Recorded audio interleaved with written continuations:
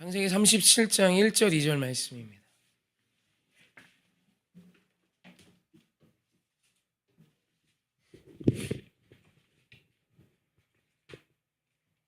창세기 37장 1절 2절 말씀 앞에 화면 보시고 함께 합독하면 좋을 것 같습니다. 합독합니다. 야곱이 가나안 땅 곧 그의 아버지가 거류하던 땅에 거주하였으니 17세의 소년으로서 그 형들과 함께 양을 칠 때에 그의 아버지의 아내들 비랍 바라와 실바와 아들들과 더불어 함께 있었더니 그가 그들의 잘못을 아버지에게 말하더라. 아멘.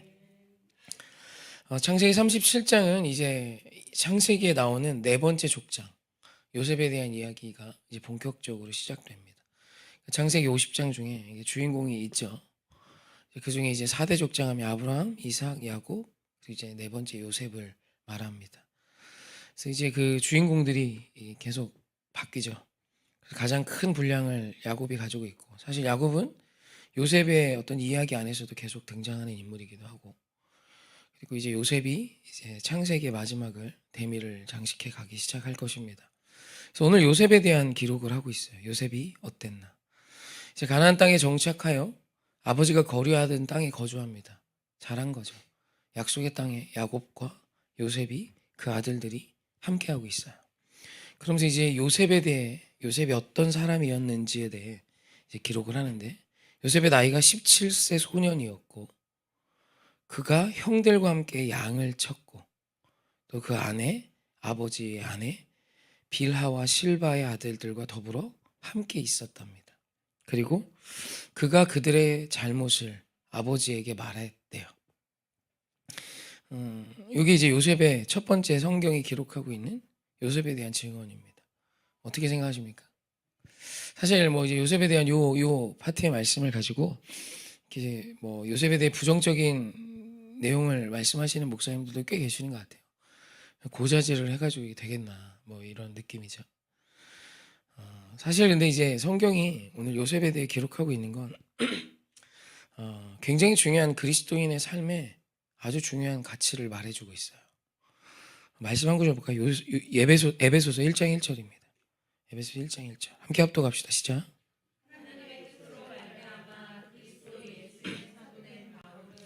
에베소에 있는 성도들과 그리스도 예수 안에 있는 신실한 자들에게 편지하노니. 아멘. 요셉이라는 하나님이 이제 택하신 자죠. 이스라엘 백성이 애굽에 정착할 수 있는, 또 애굽 땅을 구원할 수 있는 아주 위대한 구원의 통로가 된 요셉이라는 인물을 증언하면서 두 가지 사실을 기록합니다. 에베소서에 기록된 내용과 똑같은 거예요. 에베소에 있는 성도들에게 사도 바울이 편지를 쓰는데 두 부류의 사람을 이야기합니다. 에베소에 있는 성도들과 그리스도 예수 안에 있는 신실한 자들에게 편지하노니. 사실 이 두 부류에 속해 있는 사람들은 에베소 교회 성도들을 의미해요. 그러니까 성도란 에베소, 음란함이 가득하고 아데미 신전에서 활락행위가 가득하며 밤이 되며 그 성전 여사제들이 매춘행위를 하고 매음을 하는 음란이 상식이 되고 거짓이 가득한 그 에베소에 있는 것, 그게 성도예요. 그리고 동시에 그 세상 안에 속해 있지만 그리스도 예수 안에 있는 신실한 자들, 그게 성도입니다. 그러니까 성도는 세상과 다른, 세상은 악하다 치부하며 나는 다른 세상 사람이야 라고 말하면서 하는 자가 아니라 에베소에 있지만 그 세상의 문화도 알고 세상에 그 에베소에 있는 수많은 사람들과 함께 섞여 있지만, 함께 더불어 있지만 그 안에서 말씀으로 거룩히 구별되어진 신실하게 예수 안에 서 있는 사람, 그게 에베소에 있는 성도 그리스도인이라는 선포죠. 여러분, 예수를 믿는다는 건 세상을 등지고 사는 것이 아니라 세상 안에서 거룩하게 사는 것입니다. 세상에 수많은 우리 한국교회에서 정치, 경제, 사회문화, 외교, 안보 늘 기도하는데 그 모든 곳곳 면면에서 하나님의 말씀이 기준이 되어 살아가는 자로 세상에 속해 있지만 세상과 다른 선택과 고백이 있는 자, 오늘 내가 이렇게 해야 하는 사명과 소명을 가진 자로 살아가는 자. 예수 안에 속했지만 또한 세상 안에 있는 자. 세상 안에 있지만 예수로 구별되어진 자. 그게 그리스도인이죠. 오늘 사실 요셉에 대한 증언이 딱 그거예요. 요셉이 그들의 형들과 함께 거기 있어요. 채색 옷을 입었다라는 이 표현 때문에 차별했다 이런 느낌을 많이 갖고 가는데, 여러분 요셉이 채색 옷을 입긴 했지만 오늘 말씀도 보면 그의 형들과 함께 양을 칠 때 2절 말씀이 그렇게 기록해요. 요셉이 17세의 소년으로서 그의 형들과 함께 양을 칠 때, 요셉은 형들이 양 칠 때 혼자 놀고 있지 않았습니다. 오해가 커요. 요셉은 막 채색 옷 입고 맨날 띵가띵가 하고, 야곱이 막 예뻐하니까 야곱이 저거 하니까, 사실 사랑하다 예쁘다라는 거기엔 긍휼, 람이라는 의미가 크고요. 왜냐면 엄마가 죽었잖아요. 요셉의 친엄마 라헬이 죽었지 않습니까? 사실 야곱 입장에선 요셉의 처지가 왜 짠하지 않겠습니까? 그러니까 아빠 딴에는 요셉 챙겨준다고 해준 게 채색 옷인 거죠. 근데 야곱은 그렇게 막 정신없이, 요셉은 특별 대우하지 않았어요. 그들의 형들과 함께 양을 쳤습니다. 거의 말제 아닙니까? 베냐민을 제외하면 가장 막내인데 그 막내 요셉이 형들과 함께 양을 칩니다. 그리고 이제 이후에도 보지만 요셉이 이제 형들에 의해 애굽에 팔려가게 됐던 때도 굉장히 먼 땅, 세겜인가 에돔인가 거기까지 가서 형들이 양을 치고 있을 때 아버지가 그 형들을 데려오라고 거기까지 심부름을 보내요. 만만한 거리도 아니고 그때 거기는 치안이 좋지도 않죠. 굉장히 위험한 그곳을 거의 막내였던 11번째 아들인 요셉을 보내요. 사실 야곱이 요셉을 차별했다라고 하기엔 요셉이 좀 억울할 것 같아요. 내가 채색 옷은 입었는데 똑같이 살았어. 그 다음 증언도 똑같습니다. 그 형들과 함께 양을 칠 때 그의 아버지 아내들 비라와 실바의 아들 요가 더불어 함께 있었더니, 함께 있었어요. 그런데 마지막에 이런 표현이 나오죠. 그가, 요셉이 그 형들의 잘못을 아버지에게 말하더라.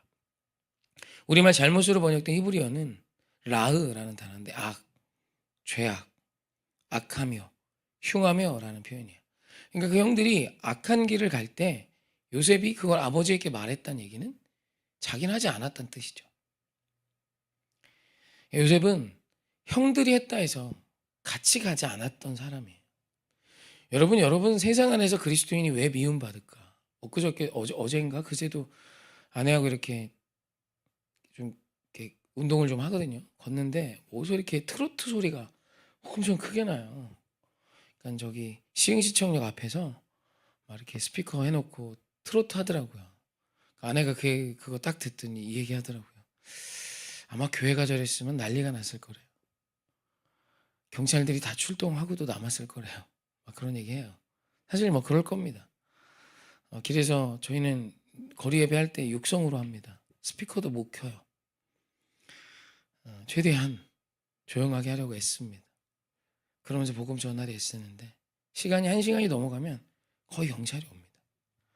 하지 말라는 거죠. 사실 거기 다니는 자동차 소리보다 크지 않아요. 클 수도 없고. 근데 불편한 거예요. 누군가에게 예수 그리스도를 말하며 찬양하는 그 꼴이 보기 싫어요. 길에 서서 버스킹하며 젊은 아이들이 세상의 가요를 멋들어지게 부르면 구경도 하고 박수도 쳐줍니다. 그런데 주님을 찬양하는 그 일은 세상이 환영치 않아요. 왜일까? 영적인 부딪힘이 반드시 있습니다. 저는 이 불편함이 믿는 자들에게 반드시 있어야 된다고 확신합니다. 이 일을 하셔야 돼요. 요셉이 형들에게 미움받아요. 왜요? 같은 결이 아니라 그래요. 형들과 같이 살아요. 양도 같이 쳐요.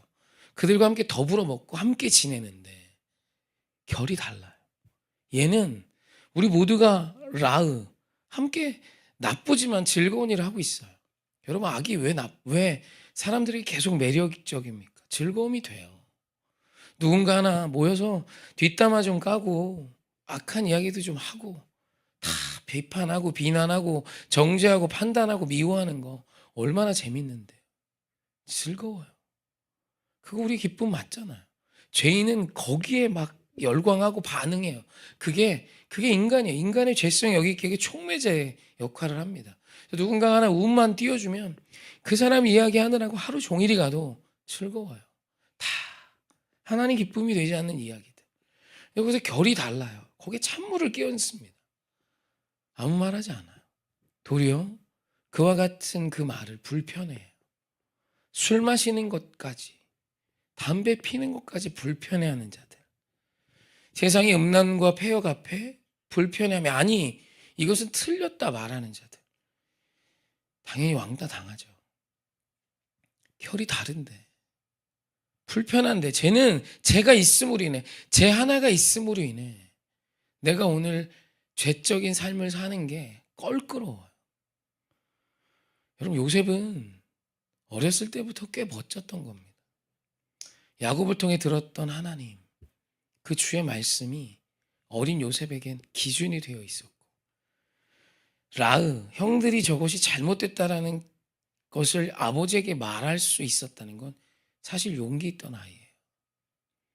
왜 형들 사이에서 바보도 아니고 천치도 아니고.